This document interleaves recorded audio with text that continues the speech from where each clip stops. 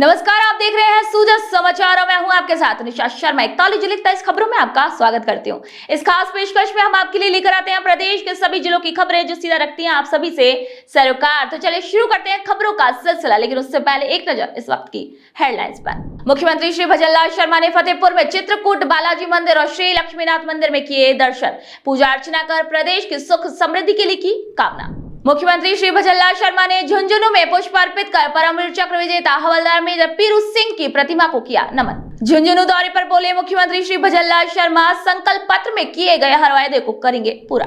युवाओं के हित में तेजी से काम कर रही भजनलाल सरकार, सीएम श्री शर्मा बोले हमने एसआईटी का गठन कर पेपर लीक पर लगा। चलिए अब खबरों पर बात कर लेते हैं विस्तार से। मुख्यमंत्री श्री भजनलाल शर्मा 19 अप्रैल से शेखावाटी क्षेत्र के सीकर, झुंझुनू और चूरू जिले के दौरे पर हैं। अपनी 3 दिवसीय यात्रा के दूसरे दिन श्री भजनलाल शर्मा ने रविवार सुबह सीकर जिले के फतेहपुर में चित्रकूट बालाजी मंदिर और श्री लक्ष्मीनाथ मंदिर में दर्शन कर प्रदेश की सुख शांति और समृद्धि की कामना की। और इसी के बाद मुख्यमंत्री ने संत शिरोमणि श्री बुद्धगिरि जी महाराज की मड़ी पहुंचकर वहां स्थित हिंगलाज माता और शिव मंदिर में दर्शन किया। उन्होंने संत शिरोमणि श्री बुद्धगिरि जी महाराज समेत अन्य संतों की समाधि पर नमन किया। वहां से श्री शर्मा फतेहपुर के प्राचीन श्री लक्ष्मीनाथ मंदिर पहुंचे और पूजा अर्चना कर विकसित और अग्रणी राजस्थान के लिए प्रार्थना की। मुख्यमंत्री श्री भजनलाल शर्मा फतेहपुर से सड़क मार्ग से होते हुए मंडावा पहुंचे। यहां जनसभा को संबोधित करते हुए उन्होंने कहा कि प्रधानमंत्री श्री नरेंद्र मोदी के नेतृत्व में देश में परिवर्तन हुआ है।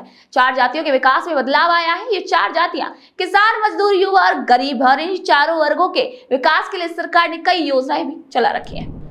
देश के यशस्वी प्रधानमंत्री नरेंद्र मोदी जी के नेतृत्व में 2014 के बाद देश में परिवर्तन होने लगा है और वो परिवर्तन आप सभी को भी दिख रहा है। और मैं आपको एक बात और कहना चाहता हूं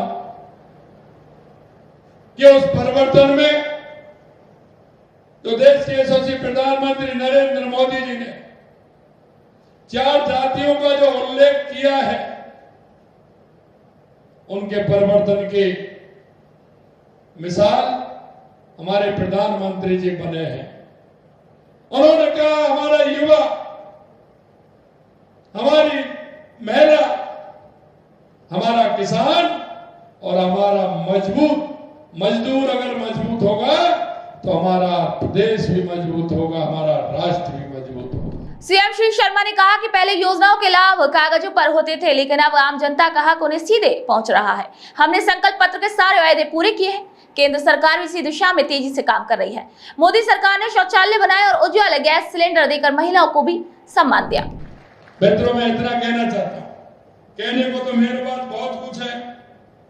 मैं कह सकता हूँ आपके यहाँ क्षेत्र में कितना काम किया है, हमारी सरकार ने कितना पैसा बजट में दिया है, वो भी मैं बता सकता हूं। लेकिन सिर्फ मैं इतनी बात कहना चाहता हूं आप सभी से, हम देश के यशस्वी प्रधानमंत्री नरेंद्र मोदी जी के नेतृत्व में जो संकल्प पत्र में हमने आपसे वायदा किया है, हम एक वायदे को हमारी सरकार पूरा करेगी। हमारी हर योजना आपने देखी होगी, उस योजना को हम लेकर के आए। चाहे हमारा किसान हो, किसान के लिए जो सम्मान निधि हो, भूमि विकास बैंक के लिए हमने पैसा दिया हो, चाहे हमारा गोपाल क्रेडिट कार्ड हमने दिया हो। हम किसान की एक बात को जानते हैं, किसान को क्या चाहिए। हमारे युवाओं को हमने आपने देखा, हमने कहा हमारे पहले बजट में हम युवाओं को 1 लाख नौकरी देंगे। कांग्रेस के लोग हमसे विधानसभा पूछते कैसे दोगे आप? अरे मैंने कहा देखते जाइए कैसे दोगे आप देखते जाइए। कह रहे आप पैसे 1 लाख नौकरी देना संभव नहीं है। मैंने कहा आप डायरी पेन जेब में रखिए, नोट करते चलिए। मैंने अभी उनको कहा 69,000 नियुक्ति पत्र हमने दे दिए। जुलाई में बजट आया था, हमने कहा 1 लाख देंगे, जुलाई तक लिख ले जाना। 1 लाख नौकरी देने का काम हमारी सरकार करेगी, हमें बताना। सभा को संबोधित करने के बाद सीएम श्री भजनलाल शर्मा नवलगढ़ के मुकुंदगढ़ के लिए रवाना हो गए। यहाँ उन्होंने राजकीय कन्या महाविद्यालय परिसर में आयोजित कार्यक्रम और जनसभा को संबोधित किया। कार्यक्रम स्थल पर पहुंचते ही जनप्रतिनिधियों और आम जनता ने मुख्यमंत्री जी का भव्य स्वागत किया। मुख्यमंत्री ने अपने संबोधन में कहा कि उनकी सरकार वायदे नहीं, संकल्प निभाने पर विश्वास करती है। उनकी सरकार ने 16 महीने के कार्यकाल में 100 से अधिक भर्ती परीक्षाएं करवाई और एक भी पेपर लीक नहीं नहीं हुआ। जल संकट की चर्चा करते हुए मुख्यमंत्री ने भरोसा दिलाया कि यमुना जल योजना को तेजी से आगे बढ़ाया जा रहा है, जिससे राजस्थान को पानी की सबसे बड़ी समस्या से निजात मिलेगी। राजस्थान का किसान तभी उन्नत हो सकता है जब उसे पर्याप्त पानी मिले। कि देश के यशस्वी प्रधानमंत्री नरेंद्र मोदी जी ने जो कहा वो करके दिखा रहे हैं। हमने कहा था कि जब हमने राजस्थान का नक्शा बनाया, हमने देखा कि राजस्थान को सबसे पहले आवश्यकता किस बात की है। तो मैं आपसे पूछना चाहता हूं, राजस्थान में सबसे ज्यादा जो आवश्यकता है, हमारा किसान भी उन्नत हो सकता है और हमारा प्रदेश भी आगे बढ़ सकता है। तो ऐसा क्या चाहिए राजस्थान को? क्या चाहिए? क्या चाहिए? पानी चाहिए। देश के यशस्वी प्रधानमंत्री नरेंद्र मोदी जी ने जैसे ही डबल इंजन की सरकार आई, उन्होंने कहा कि राजस्थान को पानी की पूरी व्यवस्था होनी चाहिए। उन्होंने सबसे पहले ERCP योजना, हमारी राम जल सेतु योजना, उसका प्रारंभ करवाया, उसका MOU हुआ। और आपने देखा होगा जब 1 साल हुए थे तो उसका शिलान्यास भी देश के यशस्वी प्रधानमंत्री नरेंद्र मोदी जी ने किया। दूसरी हमारी योजना यमुना के पानी की योजना जो हमारी शेखावाटी को मिले, वो भी देश के यशस्वी प्रधानमंत्री नरेंद्र मोदी जी ने हरियाणा के माननीय पूर्व मुख्यमंत्री मनोहर खट्टर जी को बुलाकर और उन्होंने कहा कि राजस्थान के मुख्यमंत्री आएंगे, आप दोनों बात करिए, राजस्थान की शेखावाटी की धरती को यमुना के पानी की आवश्यकता है, वो पहुंचा के रहना है। यही नहीं, हमने इंदिरा गांधी नहर के लिए, गंग नहर के लिए 3400 करोड़ रुपए हमने बजट में प्रावधान किया है। 4-5 दिन पहले मैं गया, मां के खाले, मां की नहरों को मैंने देखा है, मां की डिग्गियों को मैंने देखा है। हमने ये काम भी किया, हमने देवास स्कीम पर भी काम किया है। जो पानी हमारा अरब सागर में जाता था उसे रोक करके कैसे हमारे राजस्थान को उसका फायदा मिले। हमने माही डैम में भी काम किया है, जिससे डूंगरपुर बांसवाड़ा को पानी मिले, उससे पाली और जालौर को पानी मिले। हमने नर्मदा पर भी काम किया, जिससे हमारे साचौर और बाड़मेर को पानी मिले। क्योंकि हम अगर राजस्थान को पानी मिलेगा, पूरे राजस्थान को पानी मिलेगा, तो मेरा राजस्थान खुशहाल होगा। और इसी के बाद सीएम श्री भजनलाल शर्मा ने झुंझुनू में परमवीर चक्र विजेता हवलदार मेजर पीरू सिंह की प्रतिमा पर पुष्प अर्पित कर उन्हें नमन किया। यहाँ उन्होंने जनसभा को संबोधित करते हुए बताया कि अभी कोई चुनाव का समय नहीं है, लेकिन मैं आपके बीच आया हूँ। शेखावाटी को जल्द ही यमुना का पानी मिलेगा और इससे हमारे किसान भाइयों के साथ साथ आमजन भी खुशहाल होगा। जब भी मैं बॉर्डर इलाके में जाता हूँ तो शेखावाटी का सैनिक मुझे हर जगह मिल जाता है। शेखावाटी किसानों और जवानों की धरती है। मेरे भाइयों और बहनों, ये किसानों की धरती है, ये जवानों की धरती है। इसलिए देश के यशस्वी प्रधानमंत्री नरेंद्र मोदी जी के नेतृत्व में लगातार यहाँ जो भी हमको बता रहे हैं, जो भी काम आ रहे हैं, लगातार हमारी सरकार कर रही है। झुंझुनू में जनसभा को संबोधित करने के बाद सीएम श्री भजनलाल शर्मा उदयपुरवाटी विधानसभा पहुंचे। यहां आमजन ने उनका भव्य स्वागत किया। यहां सीएम ने किसानों को संबोधित करते हुए बताया कि राजस्थान में पानी की बड़ी समस्या है। इसी को देखते हुए हमने ERCP और यमुना जल समझौते जैसे ऐतिहासिक निर्णय लिए। इससे शेखावाटी के लोगों की पानी की समस्या का समाधान होगा और किसानों को उनकी मेहनत का पूरा फल मिलेगा। सीएम श्री शर्मा ने मोदी सरकार के तमाम कामों की तारीफ करते हुए कहा कि केंद्र सरकार ने आतंकवाद और नक्सलवाद का सफाया कर दिया है। केंद्र के विजन सबका साथ सबका विकास के साथ कदम से कदम मिलाकर राजस्थान भी तेजी से आगे बढ़ रहा है। देश के यशस्वी प्रधानमंत्री नरेंद्र मोदी जी के नेतृत्व में लगातार आप देख रहे हैं, 2014 के बाद देश के अंदर परसेप्शन बदला है। चाहे हमारे गरीब कल्याण की योजनाएं हो, चाहे हमारे विकास की योजनाएं हो, आतंकवाद नक्सलवाद का खात्मा हो, या दुनिया में बढ़ता हुआ भारत का गौरव हो, अगर ये किया है तो देश के यशस्वी प्रधानमंत्री नरेंद्र मोदी जी ने किया है। देश की जनता हमारे प्रधानमंत्री जी पर विश्वास करती है। उनको विश्वास है कि मोदी जी जो कहते हैं वो करते हैं। सबका साथ, सबका विकास, सबका विश्वास को लेकर के चलते हैं। और यही मैं आपसे कहना चाह रहा हूं, आप हमारी राजस्थान सरकार की गरीब कल्याण की योजना देखेंगे। हम सरकार में आए तो हमारा किस तरह से प्लान था वो आप देखेंगे। सबसे पहले हमने पानी के लिए किया, चाहे ERCP योजना, यमुना समझौता हो, इंदिरा गांधी या गंग नहर हो, उसके लिए 3400 करोड़ रुपए की लागत से उन सभी नहरों को सही कराया जा रहा है। माही डैम से पानी बांसवाड़ा डूंगरपुर से लेकर के हमारा पाली तक कैसे पहुंचे, सिरोही तक पहुंचे, इसकी योजना हमारी बन रही है। देवास स्कीम जिसका आधा पानी अरब सागर में जाता था, आधा हमारी तरफ मिलता था, उसको एनीकट बना करके टनल बना के उस पानी को कैसे लाना है। नर्मदा का पानी हमारा बाड़मेर में, जालौर में, सांचौर में कैसा है, इसके लिए हमने काम किया है। ये तो हमारे किसानों के लिए, लेकिन हमने बिजली के लिए भी किसान से कहा है, और आप आज भी लिख लेना, आपके बीच में कह के जा रहा हूं कि 2027 में किसान को भी हम दिन में बिजली देने का काम हमारी सरकार करेगी। राजस्थान में किसानों की भलाई के लिए केंद्र और राज्य सरकार मिलकर कई जरूरी योजनाएं चला रही है। ये बात केंद्रीय कृषि राज्य मंत्री और अजमेर सांसद श्री भागीरथ चौधरी ने कही। उन्होंने बताया कि प्रधानमंत्री श्री नरेंद्र मोदी और मुख्यमंत्री श्री भजनलाल शर्मा के नेतृत्व में किसानों की आमदनी बढ़ाने और खेती को मजबूत बनाने के लिए कई अहम कदम उठाए गए हैं। प्रधानमंत्री नरेंद्र भाई मोदी जी का सपना है कि इस देश का अन्नदाता, देश का किसान खुशहाल होना चाहिए।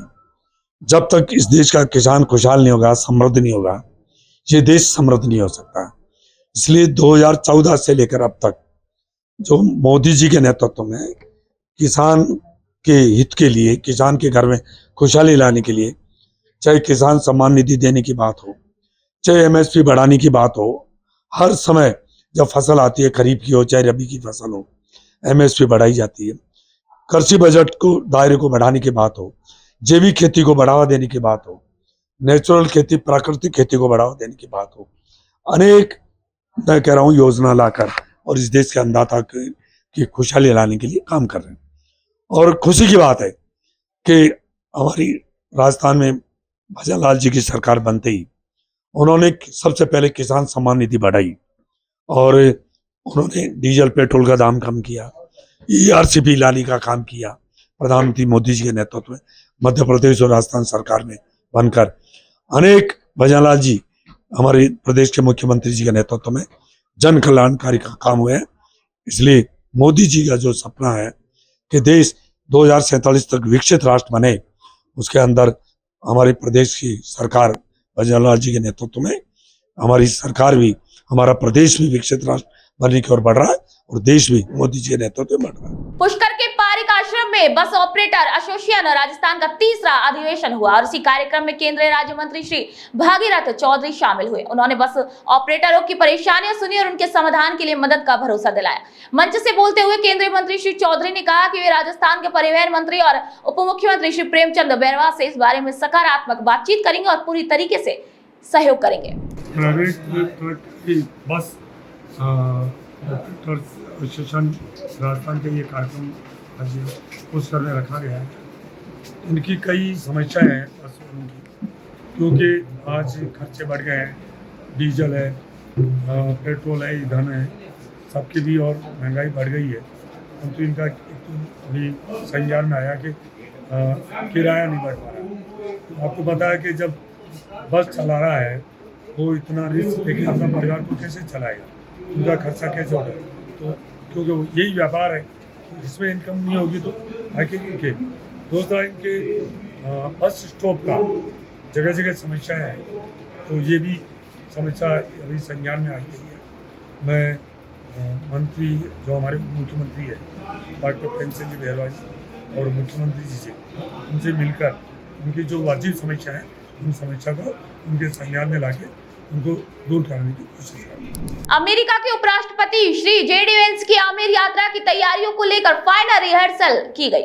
वेंस 22 अप्रैल को सुबह 9 बजे आमेर पहुंचेंगे। वे करीब 40 मिनट तक आमेर महल में रुकेंगे और इसी के बाद उनका पन्ना मीणा का कुंड और अनोखी म्यूजियम जाने का भी कार्यक्रम है। केंद्रीय संस्कृति और पर्यटन मंत्री श्री गजेंद्र सिंह शेखावत जैसलमेर दौरे पर रहे। यहाँ उन्होंने जिले की दिशा संबंधी बैठक ली। इस बैठक में उन्होंने कहा कि सरकार की सबसे बड़ी प्राथमिकता है कि जन कल्याणकारी योजनाओं का फायदा हर जरूरतमंद और आखिरी व्यक्ति तक पहुंचे। उन्होंने ये भी कहा कि जब सभी योजनाएं सही तरीके से लागू होंगी तभी विकसित भारत का सपना पूरा हो सकेगा। दौसा जिले के किसानों को सरकार की योजनाओं का पूरा लाभ मिले, इसी के लिए डॉक्टर किरोड़ीलाल मीणा के निर्देश पर कृषि विभाग एक्टिव हो गया है। भजनलाल सरकार की किसान हितैषी योजनाओं को गांव-गांव तक पहुंचाने के लिए कृषि विभाग ने एक प्लान भी तैयार किया है और इसी के तहत 21 अप्रैल से 15 मई तक ग्राम पंचायत स्तर पर किसान संगोष्ठियां आयोजित की जाएंगी, जहां किसानों को योजनाओं की जानकारी दी जाएगी। केंद्रीय संस्कृति और पर्यटन मंत्री और सांसद श्री गजेंद्र सिंह शेखावत का पोखरण पहुंचने पर जोरदार स्वागत किया गया और इसी दौरान उन्होंने कार्यकर्ताओं और गांव वालों की समस्याएं सुनी और अधिकारियों को उनके समाधान के निर्देश दिए।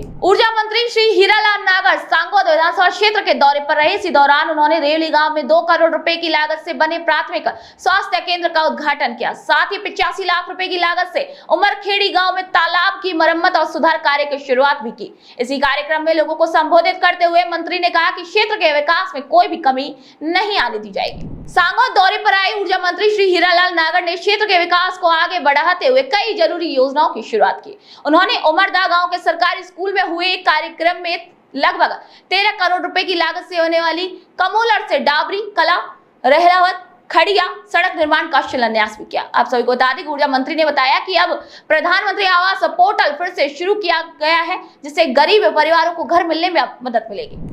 गरीब का हमें उत्थान करना हमारी योजना का पहला उद्देश्य है।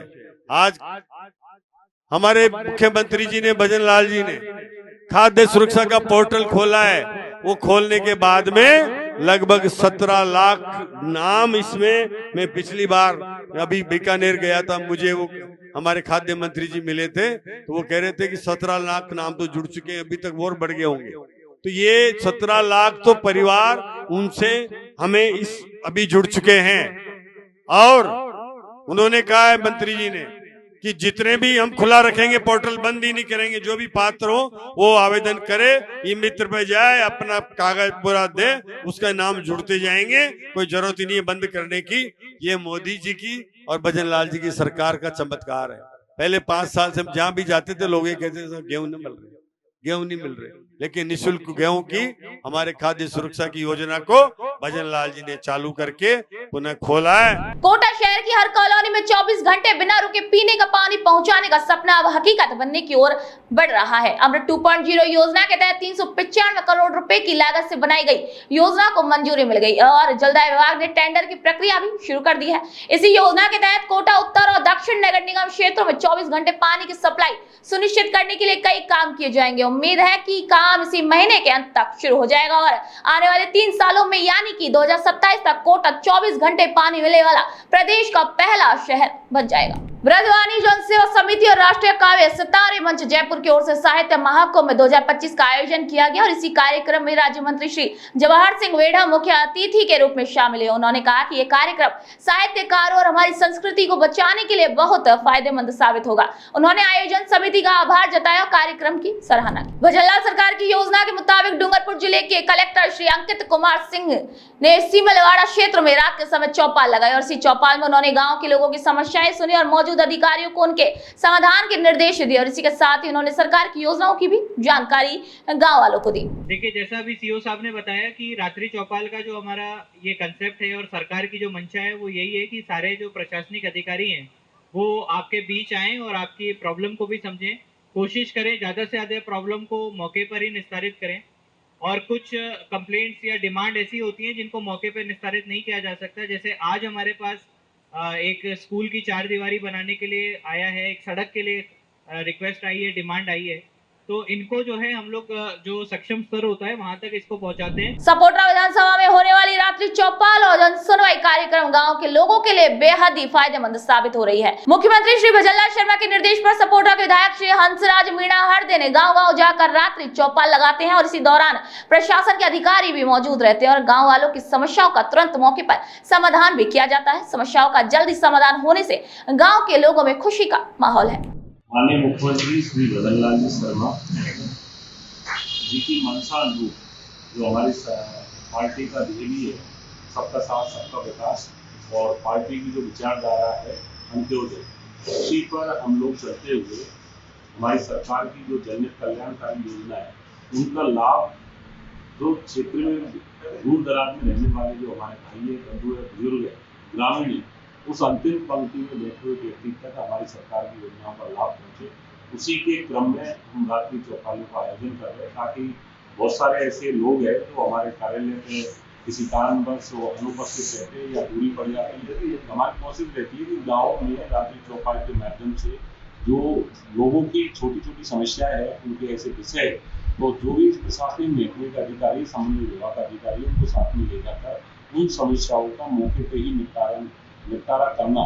रात्रि चौपाल जो सबकी चल रही है बीजेपी सरकार के माध्यम से, हंसराज मीणा जी हमारे विधायक सपोर्टर, उनका बहुत अच्छा कार्यक्रम रात्रि चौपाल में ठीक रहा। उसके बाद में जो हमारी संसदीय थी उसमें भी भाग लिया उन्होंने, पैसे भी दिए जो भी था गवर्नमेंट के हिसाब से, उनके हिसाब से, और जाके घर घर जाके उन्होंने पूछताछ की कि क्या काम कैसे है, क्या है, सब ठीक चल रहा है। नागौर के सभी राजस्व अधिकारियों की बैठक कलेक्ट्रेट सभागार में जिला कलेक्टर श्री अरुण कुमार पुरोहित की अध्यक्षता में हुई। इस बैठक में कलेक्टर ने हीट वेव से बचाव की तैयारियों की जानकारी ली और अधिकारियों को अपने अपने क्षेत्रों में सतर्कता से काम करने के निर्देश दिए। उन्होंने ये भी कहा कि सभी राजस्व अधिकारी राजस्व से जुड़े मामलों को तय समय में निपटाएं ताकि आम लोगों को जल्द ही राहत मिल सके। करौली जिला मुख्यालय की बग्गी खाना, केशवपुरा और अन्य कॉलोनी में सीवर का पानी नाली में जाने से लोगों को परेशानी हो रही है और इसी समस्या के समाधान के लिए जिला कलेक्टर श्री नीलाभ सक्सेना ने मौके पर जाकर निरीक्षण किया। उन्होंने नगर परिषद के अधिकारियों से स्थिति की जानकारी ली और जल्द से जल्द समस्या को ठीक करने के निर्देश दिए। इसी दौरान नगर परिषद आयुक्त श्री प्रेमराज मीणा और अन्य अधिकारी भी मौजूद रहे। गर्मी और हीट वेव बढ़ने की आशंका को देखते हुए मुख्यमंत्री श्री भजनलाल शर्मा के निर्देश पर हिंडौन क्षेत्र में चिकित्सा विभाग और प्रशासन सतर्क है। अस्पताल में मरीजों की संख्या बढ़ रही है और इसीलिए चिकित्सा विभाग ने लोगों से लू और गर्मी से होने वाली बीमारियों से बचने के लिए सावधानी बरतने की अपील की है।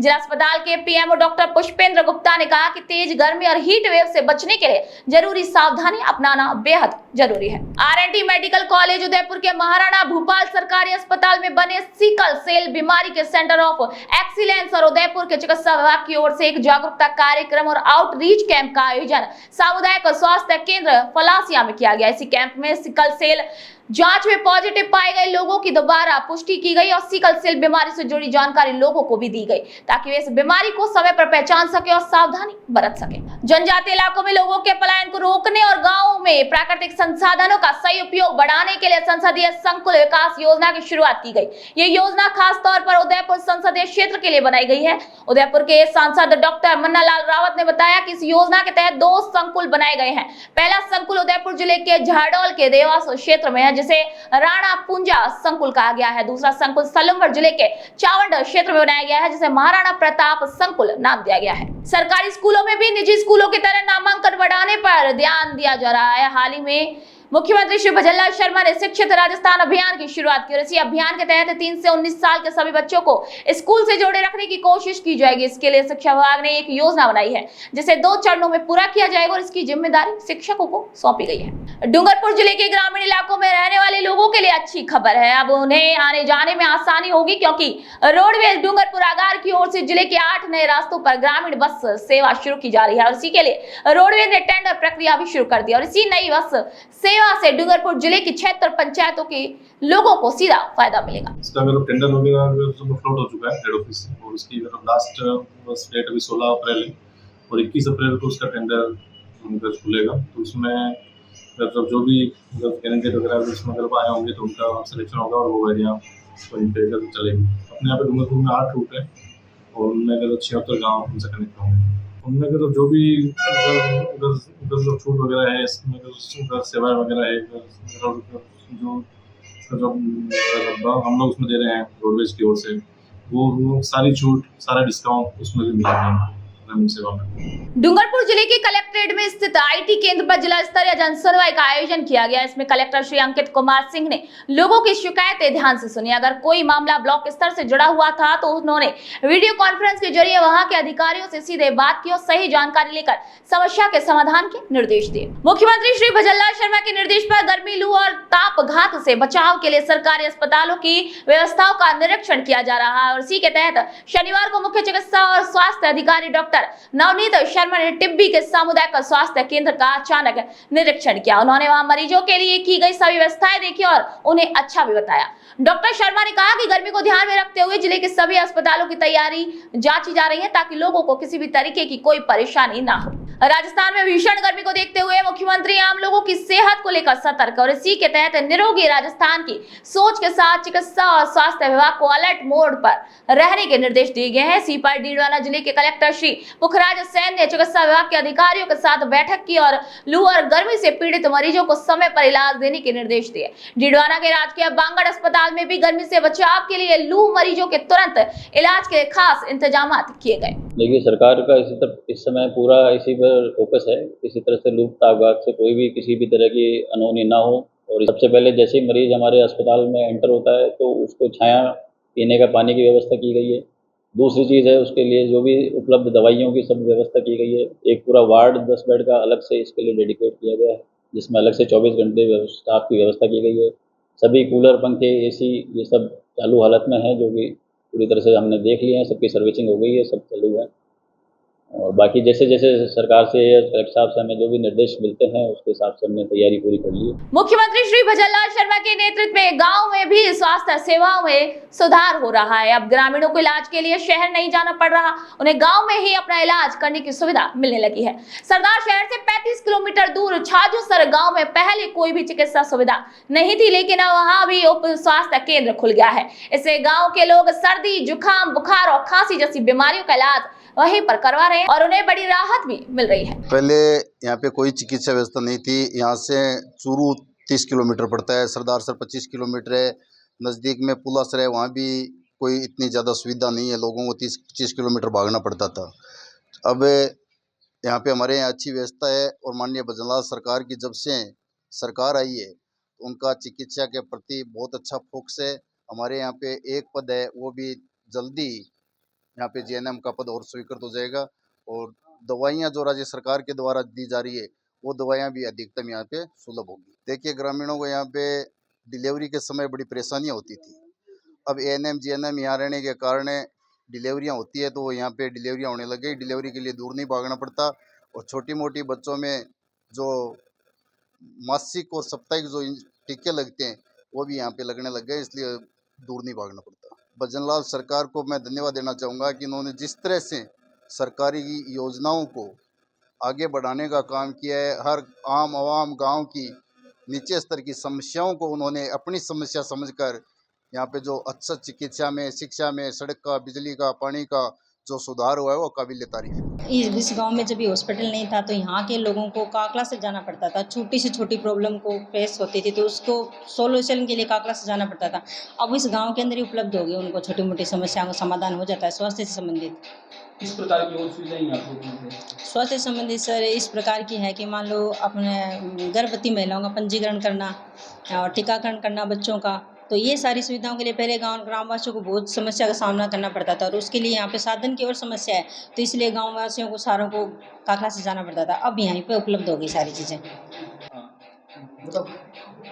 मुख्यमंत्री की तरफ से जो निःशुल्क दवाइयों की योजना चलाई गई, इसके अंतर्गत निःशुल्क दवाएं उपलब्ध हो रही है गाँव वालों को और छोटे बच्चों को भी दवाएं उपलब्ध हो रही हैं यहाँ पे। और गर्भवती महिलाओं का टीकाकरण तो होता ही है हर बृहस्पतिवार को, मतलब महीने के 4th बृहस्पतिवार को होता है। और बाकी हम कैंप भी लगाते हैं बीच में, अभी कल परसों ही लगा है आयुष्मान आरोग्य कैंप है, जिसमें गांव वालों का बीपी शुगर जांच किया है, लोगों को पर्यावरण के प्रति सचेत किया है, गाँव वासियों को किस तरह रहना चाहिए, साफ़ सफाई में किस तरह रहना चाहिए, गांव वालों को इसके बारे में बताया। एंटी लारिया एक्टिविटी करते रहते हैं हम समय समय पर, तो जो मौसमी बीमारियां हैं इनसे लोगों का बचाव होता है। भजनलाल सरकार में बेहतर चिकित्सा सुविधाएं लोगों के लिए फायदेमंद साबित हो रही हैं। अब शहरी पीएचसी में मरीजों को जांच और दवाइयों की अच्छी सुविधा मिलने लगी है। सादुलपुर अस्पताल प्रभारी श्री अनुराग शर्मा ने बताया कि मुख्यमंत्री निःशुल्क दवाई योजना के तहत अस्पताल में 450 तरीके की दवाइयां मिल रही हैं। पहले बीपी और शुगर की आम दवाइयों के लिए लोगों को हिसार जाना पड़ता था, लेकिन अब मुख्यमंत्री श्री भजनलाल शर्मा की पहल से ये दवाइयां यही अस्पताल में मिलने लगी हैं। इससे लोगों को बहुत राहत मिली है। हमारे राजस्थान सरकार ने यहाँ पर बहुत ही अच्छी सुविधाएं स्टार्ट की है। जैसे सबसे पहले यहाँ पर जो मुख्यमंत्री निःशुल्क दवा योजना है उसके तहत लगभग 450 तरह की दवाइयाँ हमारे यहाँ पे यूपीएचसी में आती हैं। जैसे पहले लोगों को बीपी, शुगर, थायराइड की जो नॉर्मल दवाइयाँ होती है यहाँ से हिसार जाना पड़ता था, लेकिन अब उस सुविधा को देखते हुए हमारे यहाँ पर ये सारी दवाइयाँ निःशुल्क राजस्थान सरकार द्वारा मरीजों को वितरित की जा रही हैं, जिससे आमजन को बहुत ही फायदा पहुँच रहा है। हमारे यहाँ पर रोजाना की 250 से लेके 350 के बीच में ओपीडी रहती है। अब गर्मी के सीजन को देखते हुए हमारे यहाँ पर काफ़ी लू और लगे हुए बीपी कम हुए पेशेंट आ रहे हैं, तो उनके लिए हमारे पास हाथों हाथ हम जैसे ड्रिप लगा देते हैं, ग्लूकोज के पैकेट दे देते हैं, तो उससे लोगों को हाथों हाथ फायदा होता है। इसी को देखते हुए हमारे यहाँ पर माँ वाउचर योजना एक वो चल रही है जिसके तहत वैक्सीनेशन है, और माँ वाउचर योजना के तहत गर्भवती महिलाओं की गुरुवार हम वाउचर देते हैं, जिससे उनकी सोनोग्राफी है वो प्राइवेट के अंदर भी राजस्थान सरकार द्वारा फ्री में की जा रही है।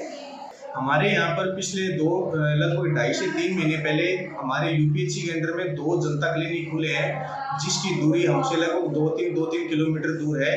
तो पहले जो लोग हमसे 3 किलोमीटर दूर आते थे, अब वो जो लोग हैं वहीं जनता क्लिनिक में जाते हैं। वो हमारे अंडर में यूपीएचसी के अंदर 2 जनता क्लिनिक खुले हैं, वहाँ पर 2 doctor, nursing staff, GNM, ANM और सारी मेडिसिन उपलब्ध करवा दी गई है राजस्थान सरकार द्वारा। तो राजस्थान सरकार का ये जो निर्णय है, जो 2 जनता क्लिनिक हमारे यूपीएचसी राजगढ़ में खुले हैं, इससे लोगों को जो बहुत दूर जो एचडीएच हॉस्पिटल है या ये यूपीएचसी जो दूर पड़ती थी, उसको आने जाने के अंदर उनको बहुत टाइम लगता था।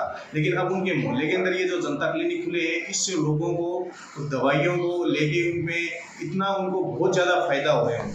मुख्यमंत्री श्री भजनलाल शर्मा के नेतृत्व में राजस्थान सरकार लोगों को बेहतर इलाज की सुविधाएं देने के लिए लगातार काम कर रही है। इसी के तहत बयाना ब्लॉक के ब्रह्मबाद प्राथमिक स्वास्थ्य केंद्र का अचानक निरीक्षण किया गया। ये निरीक्षण तहसीलदार श्री अंकुर जैन ने किया। प्रधानमंत्री श्री नरेंद्र मोदी के निर्देश पर पूरे देश में पोषण पखवाड़ा मनाया जा रहा है और इसी के तहत अजमेर के सूचना केंद्र में एक मीडिया जागरूकता कार्यक्रम हुआ। ये कार्यक्रम 7वां पोषण पखवाड़ा अभियान के तहत आयोजित किया गया। इसमें महिला और बाल विकास विभाग की उप निदेशक श्रीमती अनुपमा टेलर शामिल हुई। उन्होंने बताया कि इस अभियान का मुख्य उद्देश्य कुपोषण को खत्म करना और समाज के कमजोर वर्गों के लिए पोषण की स्थिति को बेहतर बनाना है। 8 अप्रैल से लगाकर 22 अप्रैल तक हम पोषण पखवाड़ा मनाएंगे और ये माननीय प्रधानमंत्री जी महोदय के माध्यम से जो झुंझुनू जिले में राष्ट्रीय पोषण अभियान की जो शुरुआत हुई थी और उसके तहत प्रत्येक साल में हम सितंबर माह में तो मनाते हैं 1 महीने का पोषण माह, और ये जो अप्रैल महीने में मार्च से अप्रैल के महीने में मनाते हैं पोषण पखवाड़ा। इसका उद्देश्य है कि जन समुदाय में और हमारे जो बेनिफिशियरीज ग्रुप है उसमें एक तरीके से हम अलग जगह एक जन आंदोलन के रूप में इसको ले। जन आंदोलन डैशबोर्ड जो भारत सरकार का डैशबोर्ड है, उस डैशबोर्ड में हम डेली जो भी गतिविधि हमारे आंगनबाड़ी वर्कर्स कर रही है, विभिन्न प्रकार की समुदाय आधारित गतिविधियाँ करती है।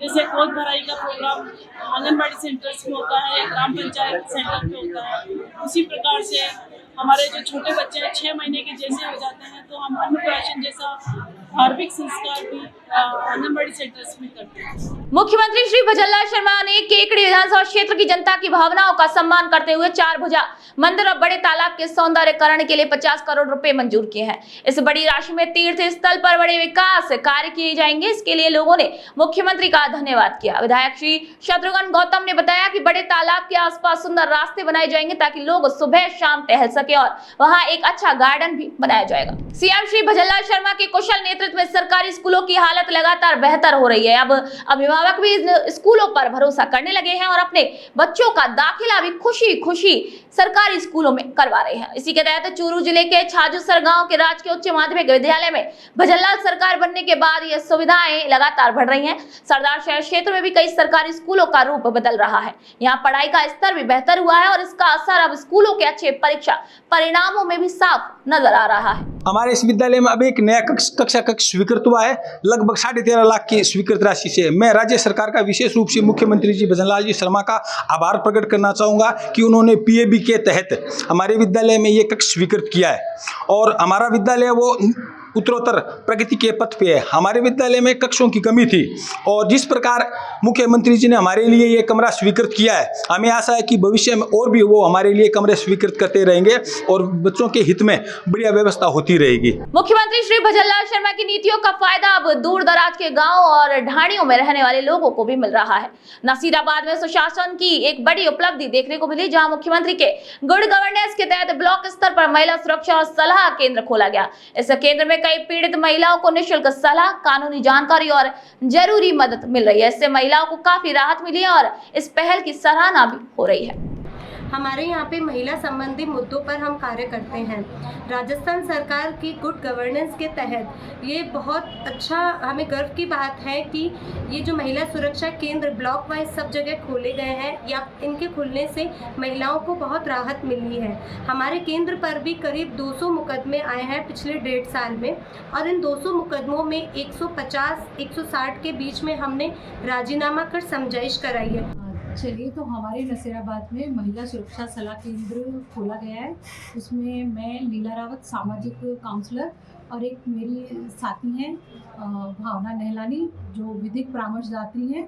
हम दोनों मिलकर के यहाँ पर अपने महिला सुरक्षा सलाह केंद्र में कार्य कर रहे हैं, और हमारे यहाँ पे 1.5 साल हो चुका है हमें यहाँ काम करते हुए। और यहाँ के काम को देखते हुए, यहाँ जब भीड़ आती है हमारे पास में, तो हमारा जो पास में सदर थाना है वहाँ से भी भेजते हैं, हमारे पास में सिटी थाना है वहाँ से भी हमारे पास में काउंसलिंग के लिए आते हैं। भजनलाल सरकार की ओर से तारानगर में शुरू की गई शहरी पीएचसी अब न सिर्फ शहर के लोगों के लिए बल्कि आसपास के गांव के लोगों के लिए भी बहुत फायदेमंद साबित हो रही है। मुख्यमंत्री निःशुल्क दवा योजना और निःशुल्क जांच योजना का भी लोगों को पूरा लाभ मिल रहा है। इससे लोगों का समय और पैसा दोनों की ही बचत हो रही है, क्योंकि अब उन्हें इलाज के लिए दूर नहीं जाना पड़ता। शहरी पीएचसी जब से ये बनी है, इसमें पहले जो था राज्य सरकार की जो मंशा थी उसके अनुरूप जो काम थे वो भी होते थे, लेकिन अब जैसे जैसे जानकारी लोगों को हुई है तो उसके बाद में ज़्यादा से ज़्यादा जो राज्य सरकार के द्वारा जो लाभान्वित जो लोग हैं वो ज़्यादा से ज़्यादा आ रहे हैं इसमें शहरी पीएचसी में। और लोग जो छोटे छोटे जो बीमारियों के होती थी उनके अगेंस्ट में जो जाते थे, मतलब दूर दराज, जब से इनमें फ़ायदा मिलने लगा है शहरी पीएचसी में, तो उनको ज़्यादा दूर जाना नहीं पड़ता है। और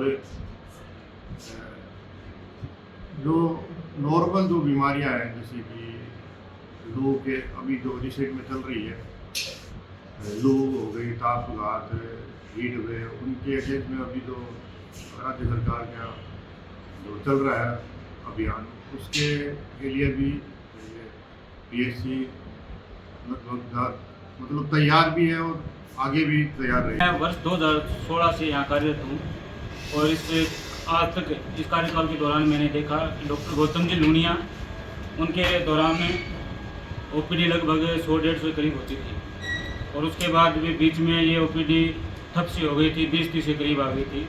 लेकिन जब से वर्ष 2021 से डॉक्टर विकास जी खत्री यहाँ आए, तो उनके कार्यकाल के दौरान धीरे धीरे ओपीडी बढ़ती गई, और आज ये ओपीडी 90 या 80 के करीब होती है। यहाँ गर्भवती महिलाएं और बुजुर्ग और आसपास के गांव के लोग भी यहाँ आते हैं, और लगभग यहाँ 15 प्रकार की जांचें होती है निःशुल्क, और 345 के करीब यहाँ निःशुल्क दवाएँ हैं जिन सभी का लाभ मिल रहा है, और रोगी संतुष्ट है। यहाँ राजस्थान सरकार से तारानगर को जो शहरी पीएचसी की सौगात के रूप में हमें मिली थी, इससे आसपास के वार्ड और अब वर्तमान में आसपास के जो गांव हैं वो उनको भी इस पीएचसी का पूरा फ़ायदा मिल रहा है, जिसमें मुख्यमंत्री निःशुल्क जांच योजना के तहत 15 से 20 जांचें, और मुख्यमंत्री निःशुल्क दवा योजना का काफ़ी आमजन को इसका फ़ायदा मिल रहा है। इसके अलावा पीछे क्या होता था कि छोटी मोटी बीमारियां, सर्दी जुकाम जैसी बीमारियों को होते ही रोगियों को तारानगर शहर से अपने यहाँ शहर से लेकर 3 किलोमीटर अपनी दूरी तय करके वहाँ एसडीएच, अभी एसडीएच बन गया है, जो पहले सीएचसी था, वहाँ जाना पड़ता था। लेकिन आज छोटी मोटी बीमारियों को यहीं पर उनका निदान मिल जाता है, और यहाँ पर जो नियमित डॉक्टर साहब सेवा दे रहे हैं, इसकी वजह से आजकल जो ओपीडी पहले अपने मान सकते हैं कि 2-5 ओपीडी आती थी, जो आज 50 से 100 के लगभग जा रही है, और डॉक्टर साहब नियमित सेवा दे रहे हैं, और काफ़ी लोग यहाँ से संतुष्ट है। मुख्यमंत्री श्री भजनलाल शर्मा के निर्देशों के तहत पुरानी परंपरा और खेलों को बढ़ावा दिया जा रहा है। इसी कड़ी में मैहर विधानसभा के गांव पथेना में बाबा धीरज सिंह की याद में एक बड़ा कुश्ती दंगल आयोजित किया गया। इस कुश्ती प्रतियोगिता में स्थानीय दूर दराज से आए पहलवानों ने भाग लेकर अपना दमखम दिखाया। इसका उद्देश्य खिलाड़ियों को प्रोत्साहित करना और खेलों को बढ़ावा देना है। मुख्यमंत्री श्री भजनलाल शर्मा की खेल प्रतिभाओं को बढ़ावा देने की कोशिशों का असर अब दिखने लगा है। जयपुर की 11 साल की सौम्या चौधरी ने अंडर 12 वर्ग में अंतरराष्ट्रीय टेनिस खिलाड़ी बनकर न सिर्फ अपने परिवार बल्कि पूरे राजस्थान का नाम रोशन कर दिया है। हाल ही में ऑल इंडिया टेनिस एसोसिएशन ने जो रैंक जारी की है उसमें सौम्या को देश में अपनी कैटेगरी में दूसरी रैंक मिली है। इसी के आधार पर सौम्या का भारतीय टीम में चयन हुआ है। अब वह जल्द ही विदेश में अपना पहला अंतरराष्ट्रीय मुकाबला भी खेलने जा रही है। सबसे पहले मेरे कोच सुमित सर और हर्ष सर और मेरे मम्मी पापा, मेरे दादा दादी, नाना नानी और पूरा परिवार मेरे को वर्ल्ड नंबर 1 बनना है। सबसे पहले मेरी मम्मी ने मेरे को टेनिस ज्वाइन कराया था। उसके बाद थोड़े टाइम बाद मेरे को टेनिस खेलना अच्छा लगा, इसलिए मेरे कोचेज और मेरे मम्मी पापा मेरे को हमेशा सपोर्ट करते हैं। सफ़र 3 साल पहले सौम्या का शुरू किया था हमने, और सफ़र की शुरुआत में बहुत समस्या आई क्योंकि इसका जो नेचर था बहुत सेंसिटिव था। उसको पहले मॉडिफिकेशन करके उसको टफ बनाना सबसे पहला टास्क था। उसके लिए 1 साल का समय लगा। इसकी ट्रेनिंग बहुत टफ रही। सुबह 4 साढ़े 4 बजे इसकी ट्रेनिंग शुरू होती है, सुबह 10 बजे ख़त्म होती है। उसके बाद ये स्कूल जाती है, 1 बजे वापस स्कूल से आती है और 3:30 बजे फिर कोर्ट पे आती है, और 8 बजे तक का ये सफ़र चलता है। इस सफ़र में बहुत लंबा सफ़र रहा। हमने पूरे इंडिया के टूर्नामेंट्स निकाले, बहुत मेहनत करी, इसमें दिन रात मेहनत करती। सबसे बड़ा श्रेय खुद को है क्योंकि ये बहुत मेहनती है खुद अपनी तरफ से। माता पिता दादा दादी तो संघर्ष कर सकते हैं, लेकिन बच्चा जब तक खुद संघर्ष नहीं करेगा कोच भी एक अधूरापन महसूस करता है। तो इसका खुद का बहुत बड़ा योगदान है इसके लिए, और इसकी पूरी फैमिली जो इसके साथ हमेशा खड़ी रहती है, इसके दादा दादी हैं, पापा मम्मी हैं, वो हमेशा इसके साथ खड़े थे। एक मम्मी इसकी बीम है, और early to bed early to rise का उनका एक मुख्य वाक्य है जो हमेशा हम उसको पूरा करते हैं। वो सारी पार्टीज हो, कुछ भी हो, वो सब छोड़ती हैं। इसके लिए उन्होंने बहुत ज़्यादा अपने मेहनत की है, और आज उसको सबसे ऊंचाइयों तक पहुंचाने का सबसे बड़ा रोल आपकी मम्मी का है। आप कोच हैं, इसके आगे किन बुलंदियों पर आप देखना चाहते हैं इसको? हमारी मेहनत, हमारा देखो, हर एक कोच का एक सपना होता है कि उसका बच्चा कुछ आगे बढ़े और उसके माँ बाप का नाम जो होता है वो उसके नाम से जाना जाए। मैं बहुत अच्छा महसूस कर रहा हूँ, और मेरे अपने आप को गर्व हो रहा है कि उसने ये उपलब्धि हासिल करी है। और मेरा मानना है कि जो भी बच्चा उपलब्धि हासिल करता है या सफलता हासिल करता है तो उसमें 2 मुख्य गुण होने चाहिए। एक निरंतरता और दूसरा परमात्मा की कृपा। तो इस बच्चे में दोनों चीज़ है। बहुत ही बैलेंस बच्ची है, शुरू से ही बहुत निरंतरता रही अपने खेल में, काम में, सब में, और परमात्मा की अनुकंपा शुरू से इस पर रही है। काफ़ी है संस्कारिता काफ़ी अच्छी है। मुझे वो बड़ा गर्व हो रहा है कि जब पेरेंट्स को या अपने बच्चों के नाम से जाना जाता तो बड़ा अच्छा लगता है, बड़ा होता। जिला कलेक्टर डॉक्टर अमित यादव ने जनाना अस्पताल का अचानक निरीक्षण किया। गर्मी को देखते हुए उन्होंने अस्पताल में ठंडी हवा और आरामदायक माहौल के लिए अच्छे इंतजाम करने के निर्देश दिए। निरीक्षण के दौरान अस्पताल के अधीक्षक डॉक्टर नगेंद्र भदौरिया और स्टाफ मौजूद थे। कलेक्टर ने अस्पताल के वार्डों में टूटी खिड़कियों और जंगले देखकर नाराजगी जताई और संबंधित वार्ड इंचार्ज को तुरंत सुधार करने के लिए कहा। उन्होंने ये भी कहा कि मरीजों की अस्पताल में अच्छी सुविधाएं मिलनी चाहिए। मुख्यमंत्री श्री भजनलाल शर्मा द्वारा ग्रामीण क्षेत्रों में बच्चों की पढ़ाई और सुविधाओं को बेहतर बनाने के लिए अच्छी पहल की जा रही है। शिक्षा विभाग और संपर्क फाउंडेशन के सहयोग से राजस्थान के 11 जिलों में 5598 स्मार्ट क्लासरूम बनाए जा रहे हैं। पहले चरण में भरतपुर जिले के नदबई और डीग ब्लॉक को चुना गया है। नदबई के 97 और डीग के 33 सरकारी स्कूलों में स्मार्ट क्लासरूम बनाए जाएंगे। इन स्मार्ट क्लासरूम में कक्षा 6 से 8 तक के बच्चों को टीवी और डिवाइस के जरिए पढ़ाई की सुविधा मिलेगी। संपर्क फाउंडेशन संस्था के द्वारा भरतपुर जिले के नदबई ब्लॉक में बुनियादी शिक्षा को मजबूत करने के लिए अपना एक नवाचार प्रारंभ किया है। उसके लिए संपर्क फाउंडेशन को ब्लॉक कार्यालय की तरफ से हार्दिक धन्यवाद। माननीय मुख्यमंत्री महोदय, माननीय शिक्षा मंत्री महोदय के द्वारा संपर्क फाउंडेशन से जो ये ब्लॉक को बुनियादी शिक्षा मजबूत करने के लिए कार्य सौंपा गया है, उसके लिए माननीय शिक्षा मंत्री, माननीय मुख्यमंत्री महोदय को भी हार्दिक धन्यवाद, आभार। नदबई ब्लॉक के संपूर्ण शिक्षकों के द्वारा उक्त कार्यक्रम को बहुत सराहा गया है। इससे छात्र छात्राओं को बुनियादी शिक्षा मजबूत करने में बहुत सहूलियत मिलेगी। इसी के साथ साथ एक तरीके से ये कौन बनेगा करोड़पति की तर्ज पर ये पहल शुरू की गई है। उसमें ऑनलाइन शिक्षण व्यवस्था कराई जाएगी। शिक्षक की अनुपस्थिति में भी विज्ञान विषय का कार्य गुणवत्तापूर्ण इससे किया जाएगा। रायसिंह नगर में केंद्र सरकार ने गेहूं की सरकारी खरीद शुरू कर दी है। इससे किसानों को अपनी फसल का अच्छा दाम मिल रहा है और उनकी आमदनी भी बढ़ रही है। किसान अब ऑनलाइन रजिस्ट्रेशन करवाकर अपनी गेहूं की फसल न्यूनतम समर्थन मूल्य पर बेच रहे हैं। एफसीआई के किस्म निरीक्षक श्री विनोद कुमार ने बताया कि सरकार ने गेहूं का न्यूनतम समर्थन मूल्य 2425 रुपए प्रति क्विंटल तय किया है। इससे किसानों को अपनी मेहनत का सही दाम मिल रहा है और उनकी आर्थिक स्थिति भी बेहतर हो रही है। डीग जिले के कामा विधानसभा क्षेत्र में रास्ता खोलो अभियान के तहत रास्तों से अतिक्रमण हटाने का काम किया गया। यह अभियान जिला कलेक्टर श्री उत्सव कौशल के निर्देश पर चलाया गया। उन्होंने वीडियो कॉन्फ्रेंस के जरिए उपखंड अधिकारी, तहसीलदार, विकास अधिकारी, नगर पालिका और पंचायत समिति के अधिकारियों से इस अभियान को लेकर चर्चा की और जरूरी निर्देश दिए। माननीय मुख्यमंत्री जी श्री भजनलाल शर्मा जी, राजस्थान सरकार व माननीय विधायिका महोदय श्री नौसिंह चौधरी विधायक कामा के निर्देशानुसार राजस्थान सरकार द्वारा जो 17/4/25 से 16/5/25 तक आम जनता को राहत देने के लिए रास्ता खोलो अभियान का श्री गणेश किया गया था।